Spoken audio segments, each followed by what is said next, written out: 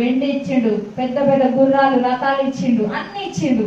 కానీ ఎప్పుడైతే మనం వాటి మీదనే ఆశ పెట్టుకొని ఈ ఆత్మ సంబంధమైన వాటిని మనం చూడమో అప్పుడు మనకి ఏది ఉండదు.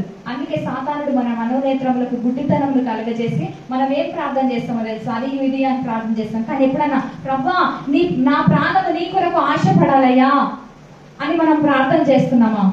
నీ మందిరానికి వెళ్ళడానికి నాకు సహాయం చేయయ్యా, నీ మందిరానికి వెళ్ళుటకు గల నాకు ఒక మంచి మనసును పుట్టించయ్యా, నీ యొక్క వాక్య ధ్యానం చేయుటకు, నిన్ను దర్శించుటకు నాకు ఆనందంతో కేకలు వేసేటువంటి మనసును దయచేయ్యా అని ఎప్పుడైనా ప్రార్థన చేసినామా? ఈ దినం నుంచి చేయుదుము గాక. ఆమేన్, హల్లెలూయా. ఆత్మ సంబంధమైన ప్రార్థనలు మనం చేయుదుము గాక. హల్లెలూయా. ఎంత మంచిగా ఉంటది కదా ఆత్మ సంబంధమైన ప్రార్థనలు చేస్తే. ఆటోమేటిక్ గా అన్నీ వస్తాయి. మనం అంటాం ప్రభువా నాకు ఇది అది ఇది లేదు అది లేదు అని చెప్పేసి అన్ని చెప్తా ఉంటాము. కానీ మనం ఎప్పుడైతే దేవుని మీద ఆశ పెట్టుకొని దేవుని చిత్తాన్ని జరిగించటకు మనం ఆశపడతామో, దేవుని మందిరాన్ని ఇష్టపడటకు మనం ఆశపడతామో అప్పుడు మనం దీవించబడతాము. హల్లెలూయా.